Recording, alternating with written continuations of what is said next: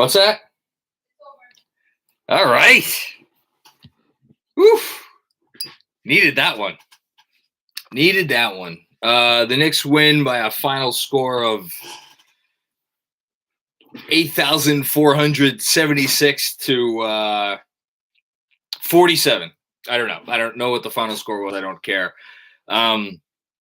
Full disclosure, I have spent much of the fourth quarter of this game building an easel for my daughter that will be given to her that will have been left, by the Easter Bunny for Easter tomorrow. I don't know where to start talking about this game because it was just such a delightful affair, and I have a lot of thoughts about it. But my producer, Andrew, tells me to never be above shameless self-promoting. So I think he teased on the old Twitter app a few minutes ago that we had an announcement. I am wearing the announcement. So we are now officially in business here at Knicks Film School. We have merch. The merch is for you to purchase if you'd like. I think there's a link in the description of this live stream. If you're listening to this on the pod tomorrow, just go and check out there should be a link in the pod too, whatever. Anyway, so yeah, I think you could get some like sweatshirts like I'm wearing, you could get some t-shirts, you could get some mugs, you could get some, probably have some fucking branded condoms. I don't know, all kinds of shit. So go check out the KFS merchandise store on TeePublic, just in time for all of those. I don't know what holiday's coming up. To make up a holiday. Anyway, so that's that. More importantly, the Knicks won by a bunch of diapers. We have KFS diapers. The Knicks won by 44 points, and they only 44. No, I feel like there's. Whatever. I should probably get an updated link. The Knicks won by a lot of points, and this was necessary. And this was a get well game. And the reason why I am taking this game and the result of this game very seriously, 44 points, is because I am a Knicks fan of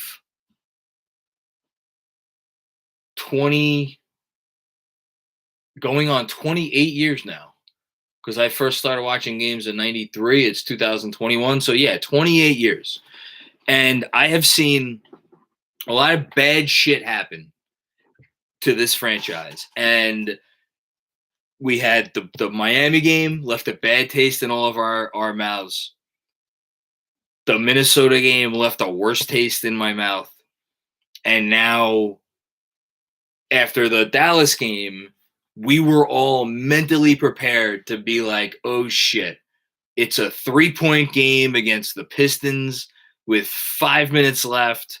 How are they in this game? What are we doing? What's going on? And they came out and they took care of business. So for everybody who is like me and has Knicks fan PTSD, I think this was a meaningful win. I see the Norvell Pelle Hive is alive and well in the chat.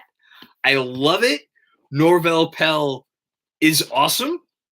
It was great to see him out there dislocate his finger, whatever the case may be. He's legit. I've been talking to some people over the last several days about him.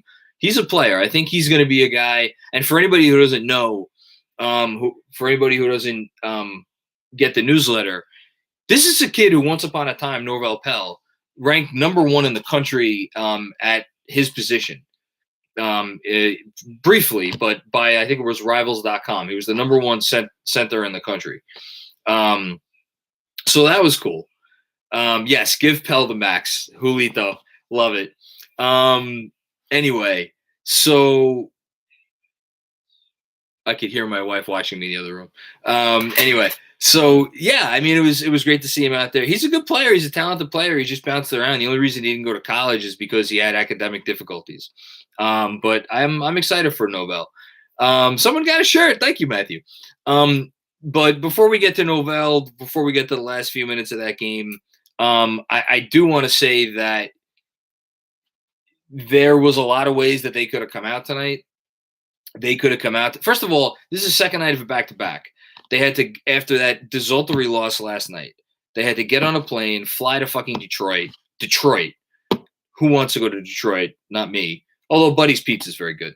And they had to play this game against a shitty team, and they came out like a bunch of guys on fire. And they came out like a team full of guys who, I don't know if Tibbs reamed into them. I don't know what Tibbs did, but they played, the Knicks did, their most spirited game, it felt like, in a long time. And I hosted a locker room earlier today in which, some people were like, is this the beginning of the end? Are we, are we slipping now? Like, I feel like we haven't had a great win in a while, which is true. They haven't had a really great win in a while. But, like, all of that stuff for me led back to, is the Tibbs effect wearing off? And I think tonight, with how they came out, the Tibbs effect is not wearing off. Tibbs still very much has command of this team, and that's awesome to see. We got our earliest comments in the super chat. I've been on my little rant and roll, so I haven't. Harry Donor, thank you. You always come in here and you make contributions. You don't even ask me any questions. You're the man, Harry. I appreciate that. My man, Michael Aaron, I don't care what anybody says. Watching Kev smile after those two made threes made me kind of emotional. Not going to lie. Going to go buy a shirt right now. Thank you, Michael. I'll get to Kev in a second.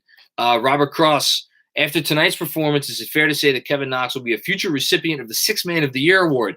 Why Sixth Man of the Year? MVP, All NBA at the very least. Bottom rung, it's the All-Star game. That's the minimum. Dominic Ambrose. Oh, actually, I missed one. ABZ718, thank you for the contribution. Brian Benjamin, thank you for the contribution. We love you guys in the super chat. Dominic Ambrose. Yo, Macri, glad we're back on track. Looking forward to your announcement. Congrats on whatever it is. It's just the merch store. That's all. I'm wearing it. This is the announcement. Knicks Film School. Now you could wear Knicks Film School. Sorry, it wasn't more exciting. I'll think of something else exciting to say before I get done today. Yes, seeing the guys at the end, especially Kevin Knox. Obi had some nice minutes as well. Only finished 3 for 8, but did get 8 points. But yeah, no, Kevin Knox 3 for 3 from deep. It's Ian Begley, for anybody who missed the pod that he was on with me a couple weeks ago, said something very interesting, and I think I mentioned it on a maybe a post game. I'm not 100% sure, but he said very clearly, and when Ian says something, I take it seriously, and you should too. He was like, we were talking about Kevin Knox and like, where does the organization see Kevin Knox, and is he, he's not expendable, but is he a guy that they're kind of at this point looking to trade for some kind of value?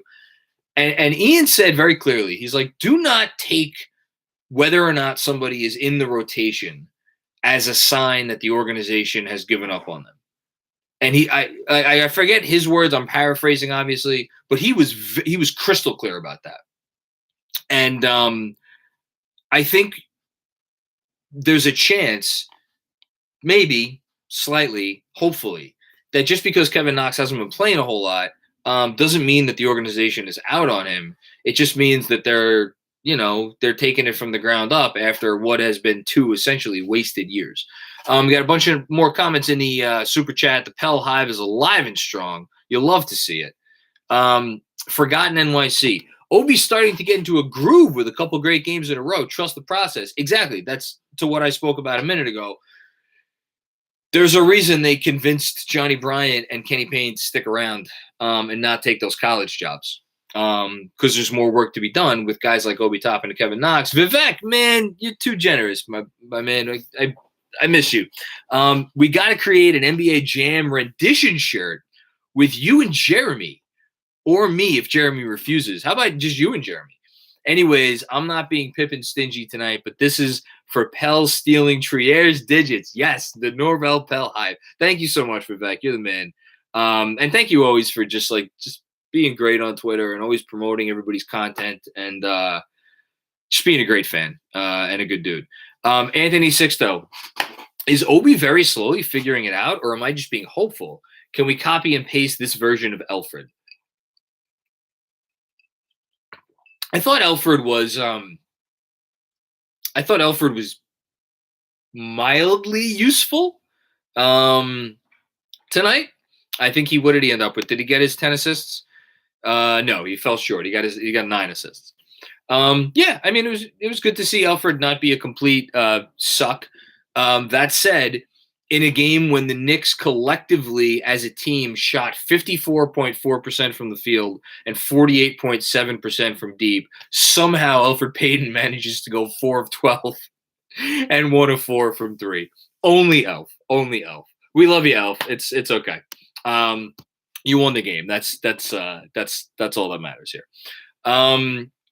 But no, that's an acceptable version of Elfrid Payton tonight. Is a more acceptable version. But it's just like, again, I keep saying it on you. It's like clockwork. 3 for 8, 4 for 12. These are always his stat lines. It just is what it is.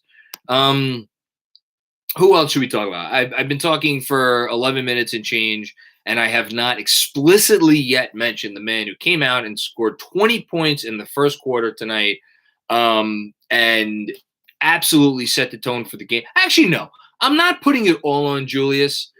I feel like if Julius gets 60% of the credit for how they came out tonight, Reggie Bullock needs to get 40%. Maybe 65-35, whatever. Going back to what I said to start this, I was really worried about how they would come out tonight. I was nervous. I was, like a lot of Knicks fans, fearful, like, oh shit, what's going on? Is this, do I have, like, what are we doing? What's going on here for the rest of the season? And those guys came out and they made sure, and I'm talking about Julius Randle and Reggie Bullock in particular, they made sure that this was not going to be a game. Tyler Harris, thank you so much for that. Let's quickly mention that Reggie and Julius chemistry.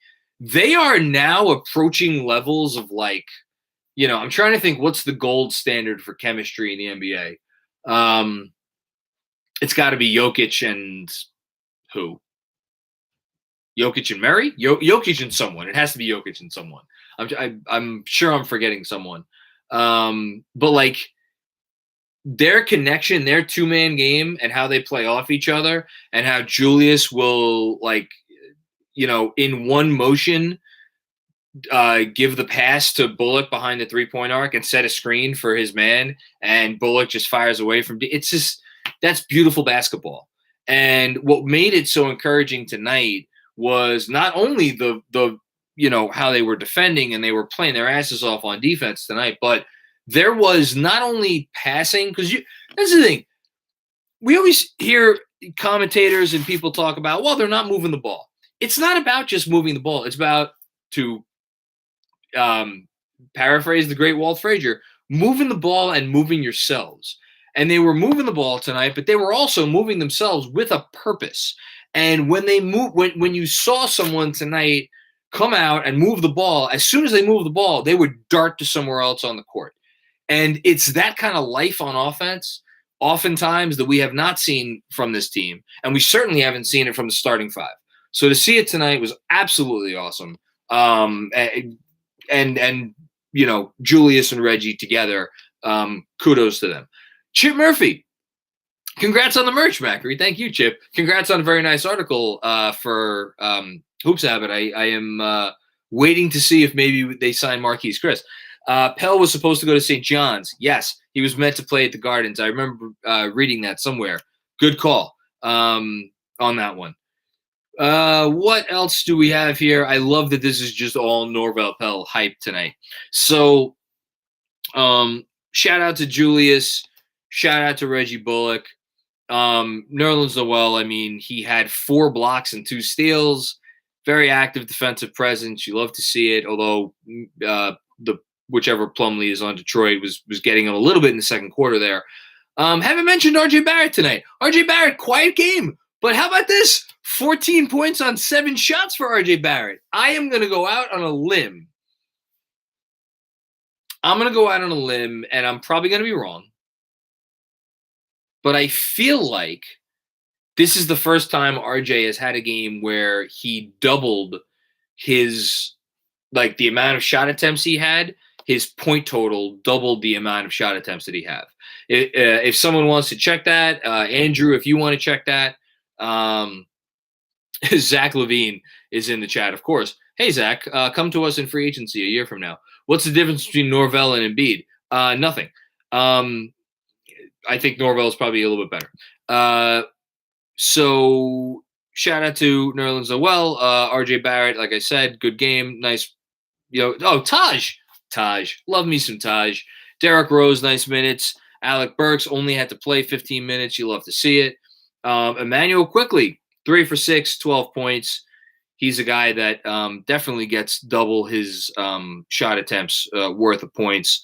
It's just, it was a get well game. It was a get well game for everybody. And I'm happy that they never. Here's the thing that I was waiting for. I was waiting for the lead to get down to like 12 or 11 or 10 points, and it never happened. Got down to 17 a few times, but they never made us sweat tonight. And I needed that. They needed that. And let's just say it right now. The Knicks have played 50 games, 5-0 games. They have played more than 2/3 of the season. They have played 2 more games than 2/3 of the season. And they have won as many games as they've lost. And they've outscored their competition on the season. Because I know they've outscored their competition on the season because looking up earlier today, they had a dead even 0-0 net rating. I imagine that net rating at this point is going to be close to 1 because they won by 44 points tonight. I don't know at this point how anyone could look at this Knicks team and say they are not a legitimate, solid, competent, like, not great team, but like in that next tier of teams. Like, we have our very clear top 8, right? We have our 3 teams in the East, and we have our 1, 2, 3, 4, 5 when healthy Lakers, our 5 teams in the West. And you want to give me, all right, Portland's better than the Knicks. I'll hear you out, although they have a negative net rating this year. You want to give me Miami now that they're fully healthy. I think Miami you put into that higher group. So let's say there's 9.5 teams in that top tier group. The Knicks are right in that next level. They're in that next group. And I don't know how big that group is. That group might be 6 teams. That group might be 8 teams. That group might be somewhere around there. The Knicks are securely there. They are not frauds. They are legitimately in that group. The net rating says it. The fact that we are now 50 games into a season and they are going to finish tonight, I am guessing they might have moved into the top 3 of defense tonight. I don't think. Let's see how quickly the good old NBA advanced stats page is at updating their shit. Because you know me, I'm obsessed with this stuff. The Knicks. They haven't updated yet, but they went into this game with the 4th best defensive rating in the league. They might have moved into 3rd. So, we'll see what happens. Guard up Knicks. Dope merch. Thank you. Great win tonight. Elfrid looked like he heard the noise and threats loud and clear. Elf's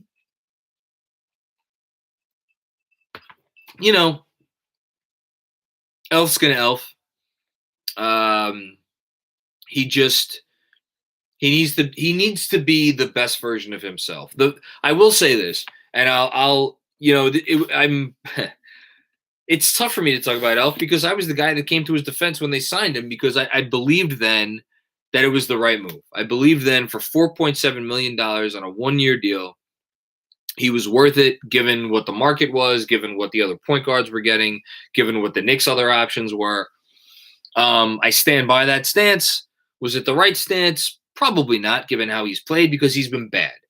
But if you still give me the best version of Elfrid Payton which is a guy who makes the available pass when it's there, and he made the available pass tonight by dishing 9 assists in 20 however many minutes. And is just a little bit more efficient around the rim, which he was not tonight. That the version of that guy, and if he's playing hard on defense, I think could still help a team. So I'll say that. He just hasn't been that version of himself this year. He's been bad. So, but good job tonight. CT Pittman, good win tonight. Hey CT, how are you, man? Thanks for coming also to the locker room earlier, and for coming to the halftime Zoom. Cops from KFS merged. Awesome. Thank you. And I leave for vacation tomorrow. Life is good. Life is great. Life is wonderful. I really, though, I want to build on this. So let's just take a very quick look at the upcoming schedule. Oh, actually, before we take a look at the upcoming schedule, Andrew Claudio has some answers for us. So RJ had 27 points on 13 shots versus Atlanta last season.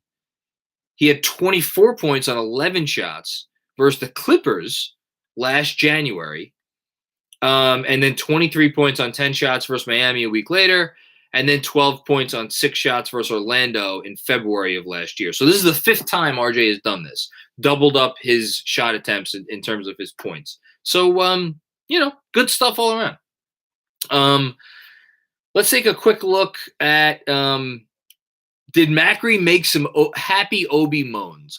I did not make any moans tonight because I was like, the first quarter, I don't usually make moans in the first quarter. I need to get a little bit deeper into the game, and it needs to be a big game. Like, it can't be like a huge lead. Like yesterday, it was a close game, and I was like hyped for the game. So like that brought out the moans.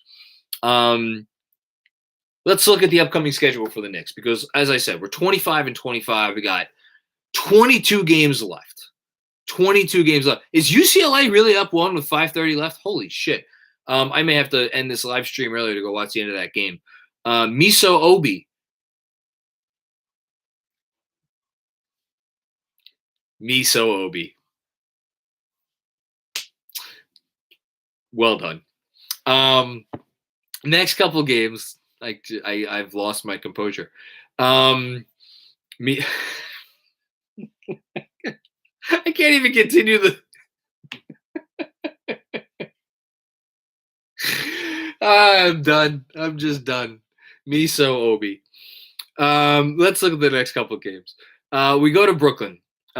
James Harden and Kevin Durant are both going to miss the game tomorrow. Brooklyn is playing us on the second night of a back-to-back.